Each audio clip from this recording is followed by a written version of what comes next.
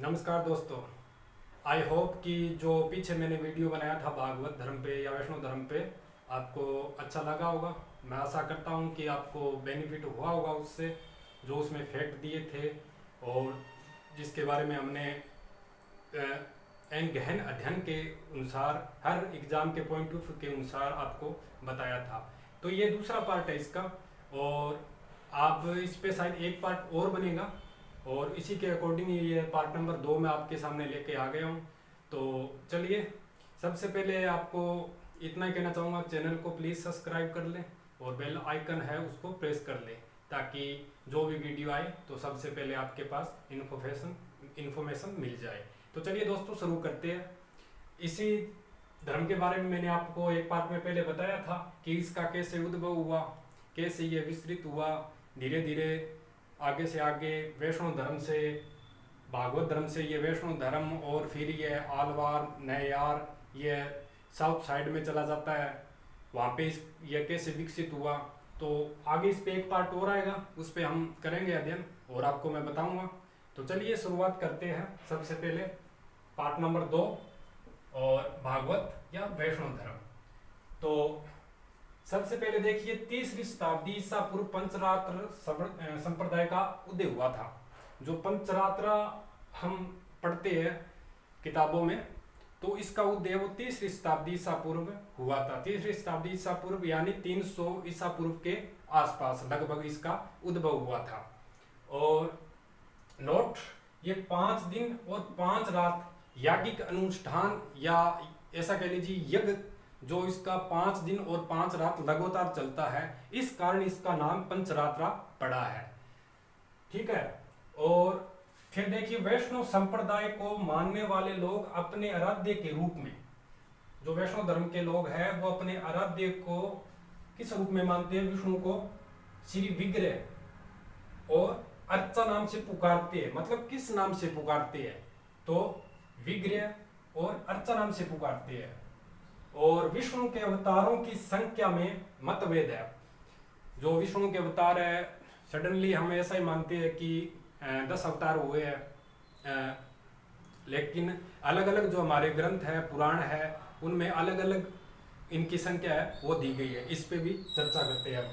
देखिए, जैसे कि सतपथ ब्राह्मण है, इसमें 2 बताई गई है संख्या, मतलब विष्णु के अवतारों की संख्या है वो 2 बताई गई है। और जो रामायण है, महाकाव्य, इसकी संख्या 5 बताई गई है। इसमें विष्णु के अवतारों की संख्या है वो 5 बताई गई है। सतपथ ब्राह्मण में 2 और रामायण में 5। और महाभारत के पर्वों के आधार पर, पर्व जो अलग अलग पर्व है, जैसे 18 पर्व है महाभारत में, तो उनके आधार पर 4, 6 और 10 इसकी अवतारों की संख्या है वो बताई गई है। ठीक है। और पुराणों में इनकी संख्या 10, 14 और 22 बताई गई है।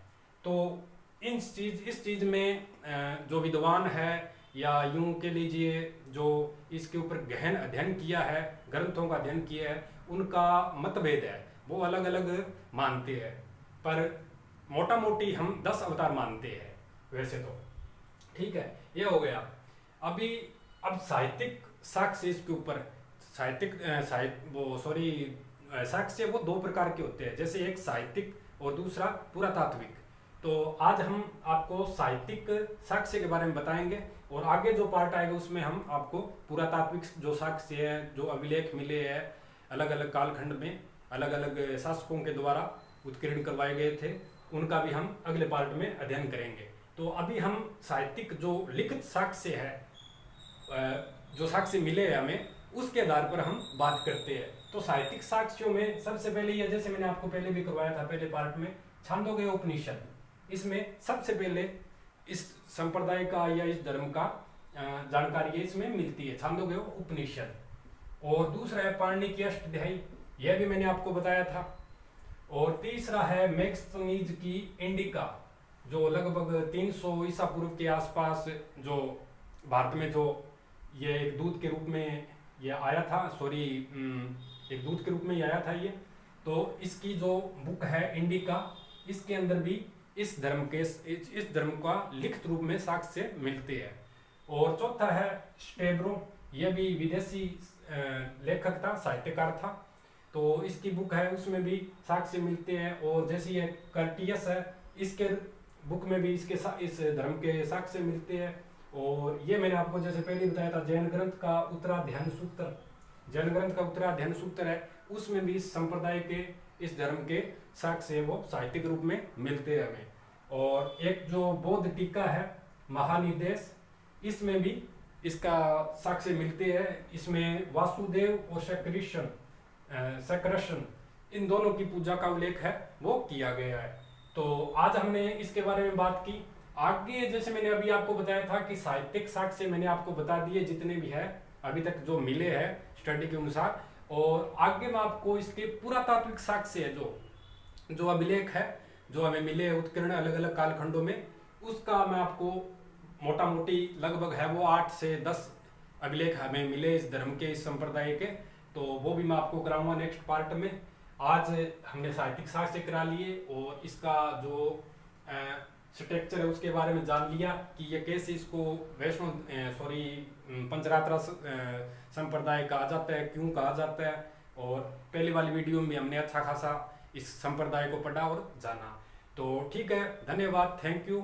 और चैनल को सब्सक्राइब कर ले और बेल आइकन है उसको प्रेस कर ले। अगले वीडियो मिलते हैं, धन्यवाद, थैंक यू।